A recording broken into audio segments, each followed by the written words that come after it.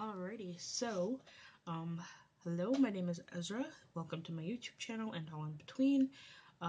This is my first episode of Wine and Dollies. Here is my obligatory alcoholic beverage. It is, in fact, wine. I actually really don't like wine, but I was gifted this, as a part of a Secret Santa gift back in, like, late December, early January. So, for what is the first of hopefully many wine and dollies, I am going to celebrate this commemorative moment by consuming some actual wine. This is Pinot Grigio, and it's, I guess, the Birdman. I don't know what that means, and it's brought to you by Big House Wine Company. Allegedly, it's crisp, vibrant, and refreshing white wine, 12.5% alcohol by volume, and it's apparently 2 servings of alcohol. I am probably not going to enjoy this, but I'm going to pretend I do for the purposes of this video. Alright, open this container. Oh shoot, there goes my light source. Alright, I actually have a really weird setup going here. I decided I really wanted to use my phone back camera instead of using either the front camera or the laptop camera. So, like, I actually have my phone suspended in midair.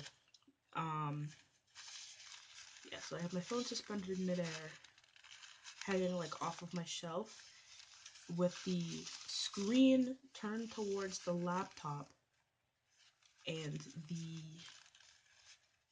laptop camera on so that I can see what's happening on the screen while I'm recording myself. And since it's kind of like the lighting in this room really sucks, I have an actual lamp kind of like hooked over like the back of my computer, shining. So it's a really beautiful professional setup, and yeah, it's amazing. I'm really glad to be here with this awesome professional setup in front of all you guys. Alright, let's taste this. Ooh, it smells like wine. I'm imagining it's probably going to taste like wine.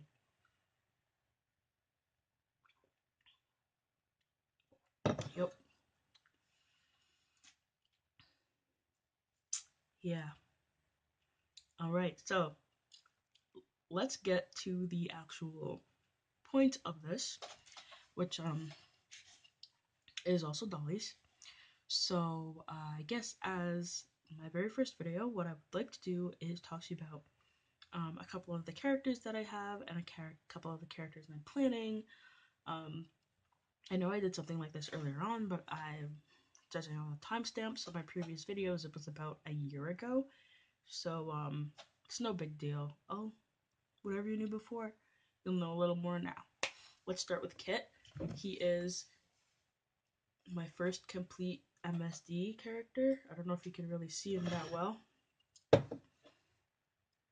There he is. Yeah.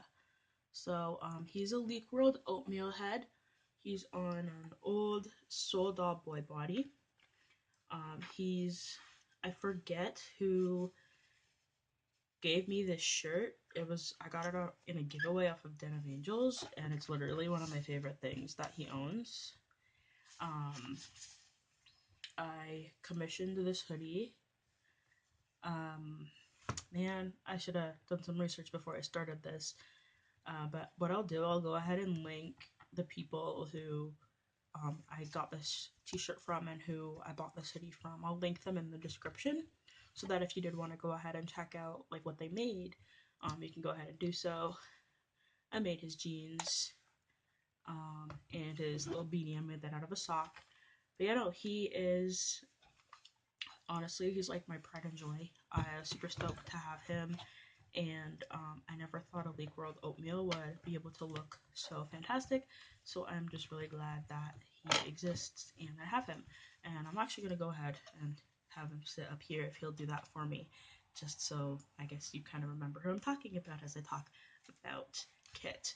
So, um, oh wait, I actually wrote down a list of triggers or trigger warnings to say before I started talking about anything. So I'm gonna get to that now. I should have done it at the beginning. So I'm gonna let you know with the characters that I plan to talk about today. We're gonna have some warnings for character death, substance abuse, mental illness, and maybe murder. But if I finish, but there's no murder in Kit's story. So if I go to my other dolls, you are gonna have a warning for murder. However, not in Kit's story. Only character death, substance abuse, and mental illness.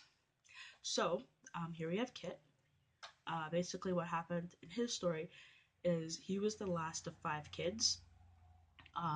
His 4 older siblings were all intentionally conceived. Like, his mom and dad got together. They're like, yeah, we want to have 4 kids. They went ahead. They had their 4 kids, and all was fine and dandy. Pretty much at one point, what happened was his parents started having a lot of friction between them, um, and like they were probably chances are they were heading towards a divorce. However, basically what happened, instead of having the divorce when they necessarily should have had that divorce, um, the kid's mom got like accidentally pregnant. She wasn't planning it. She was probably on birth control. I haven't ironed that out yet. But voila, Kit happened. I know for a while, because they were like had so many arguments and they weren't necessarily uh, at their best. His parents, especially his mom, they did do a lot of drinking. So Kit does have, would eventually be diagnosed with fetal alcohol spectrum disorder. It's not fetal alcohol syndrome because fetal alcohol syndrome requires the facial features to be a part of that diagnosis. However, fetal alcohol syndrome is a subcategory of fetal alcohol spectrum disorder. Fetal alcohol spectrum disorder was so named to encompass lots of other characteristics of children and adults and infants, etc., who had effects of alcohol while they were in vitro without necessarily being someone who could be diagnosed with fetal alcohol syndrome. I hope that made sense. I will admit I kind of lost my own train of thought there, but I'm like 85% sure that made sense. So basically, what fetal alcohol syndrome, or sorry, what fetal alcohol spectrum disorder meant for Kit is that, like, when he was really little, he had a lot of trouble sleeping. He was a really, really fussy baby. As he grew up, he had a lot of issues in school, behavioral issues, and his parents had to work to make sure that he did have like a decent quality of life. However, unfortunately, um, something awful happened, and I'm gonna take another sip to commemorate the something awful. I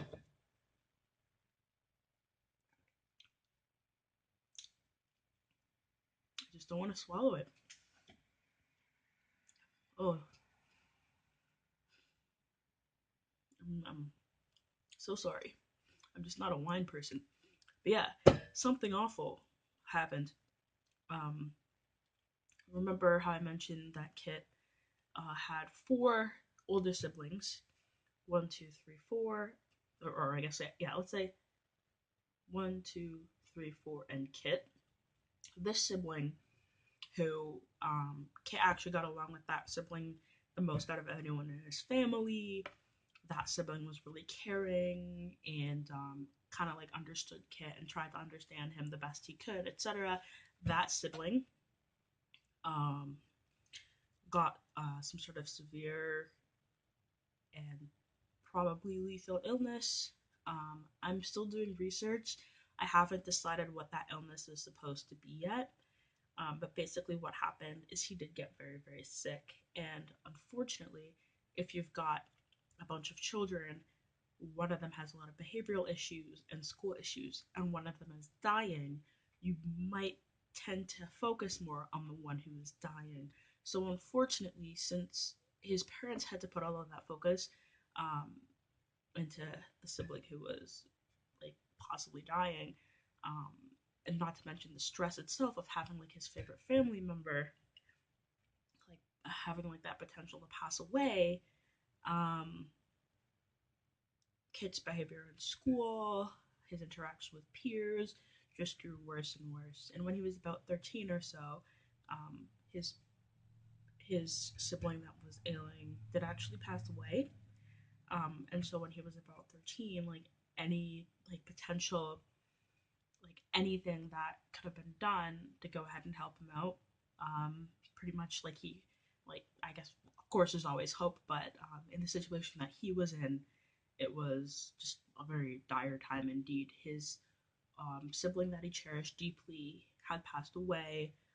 Some of his older siblings were already like in university, so they were out of the house. They weren't necessarily there, or they had already started like different life paths, and they couldn't necessarily assist him.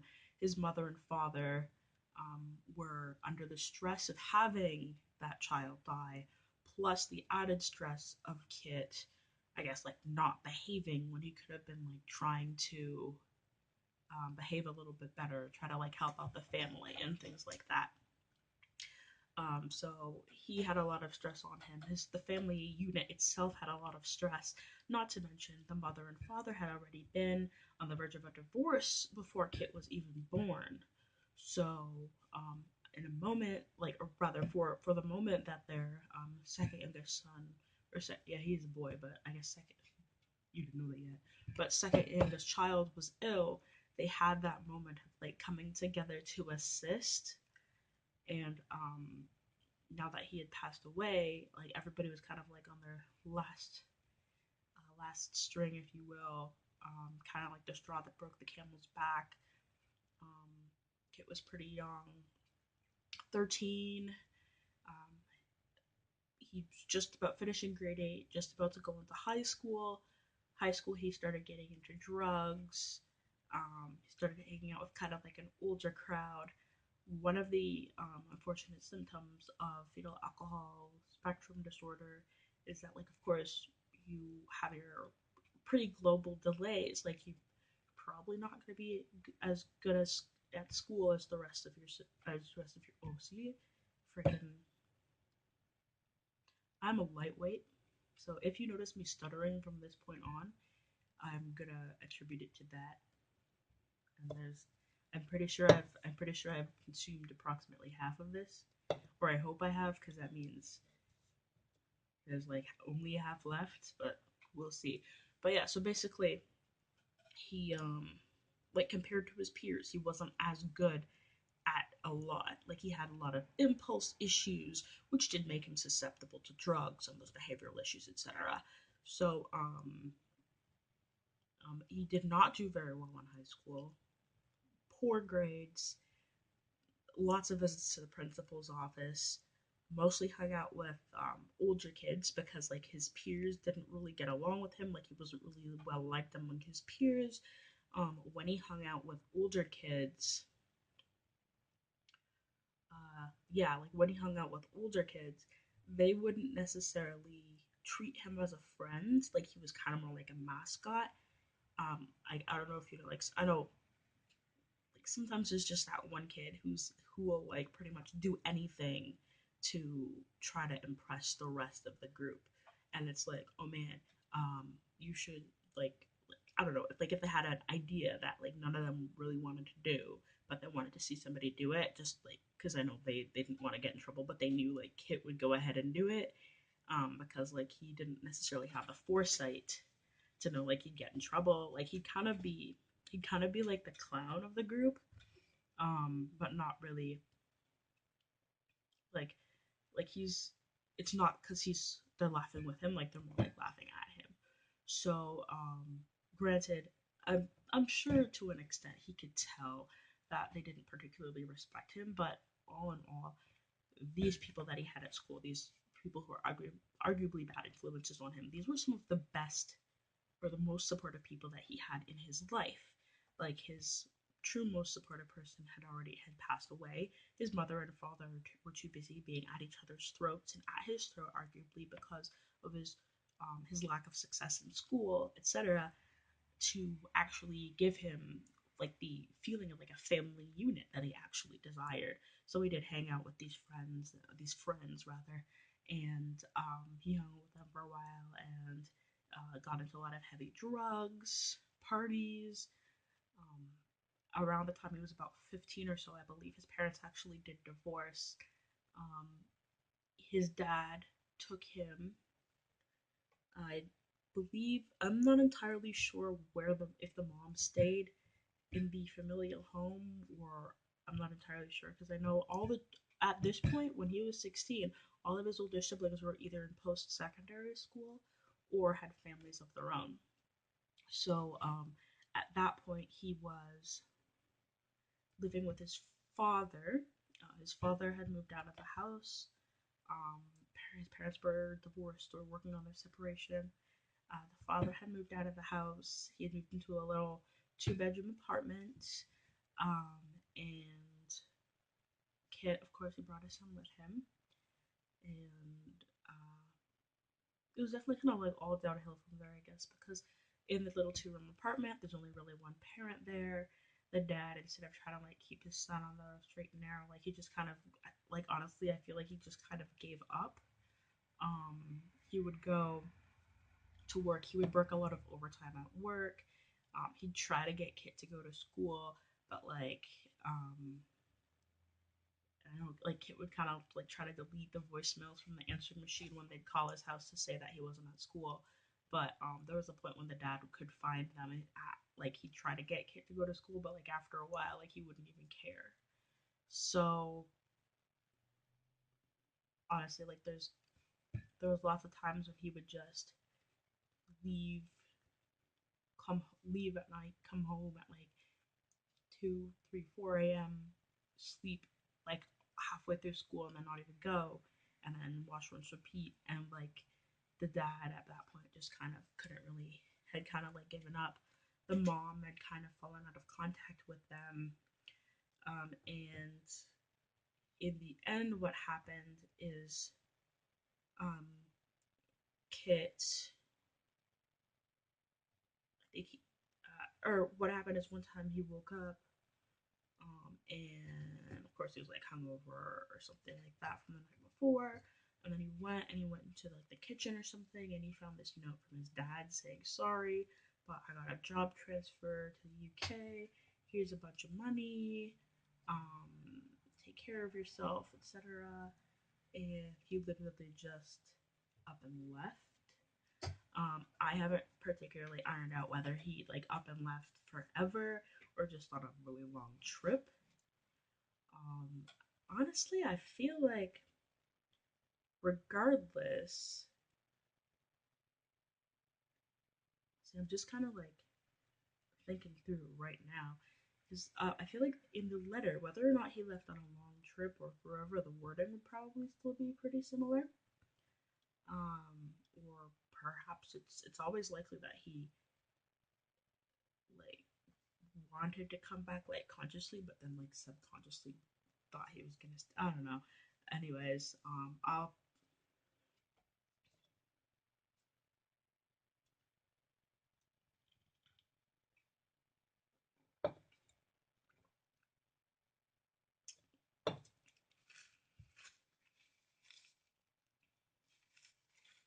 just take a really big swig so I don't have to have it touch my mouth more than it has to. But what was I gonna say? In the end, what happened is um, I'm not entirely sure. I know Kit probably had a couple parties at his place. Chances are, one night, whether or not it was a party at his place or a party at someone else's rather, came home, drunk, high, etc., intoxicated beyond belief, probably par for the course. And it was just one of those nights when instead of being on his side, it was probably on his back, and he may have overdosed or just um, honestly just choked on his own vomit, which isn't very classy. But regardless, um, he did pass away in a very undignified manner, and it's just an unfortunate event. And that's the backstory of this fellow here.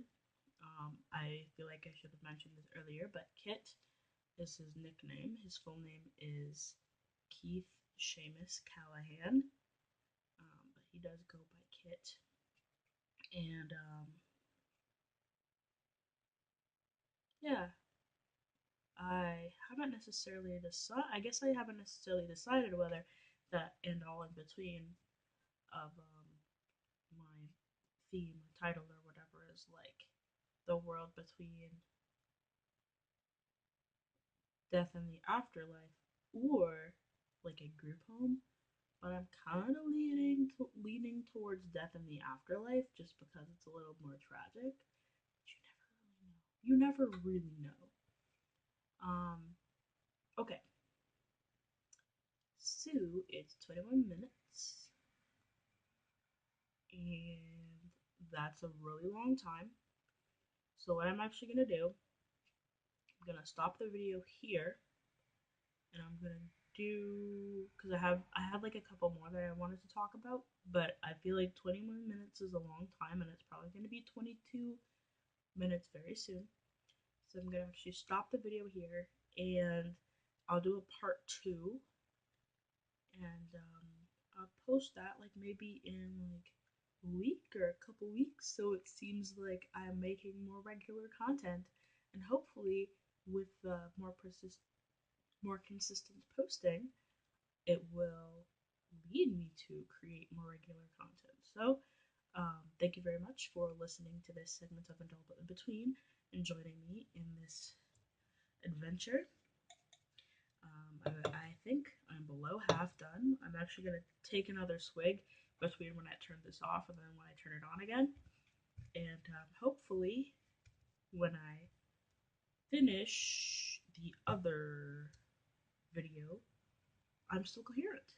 Thank you so much for listening to me talk for a long time. I really, really appreciate it. And I guess see you soon.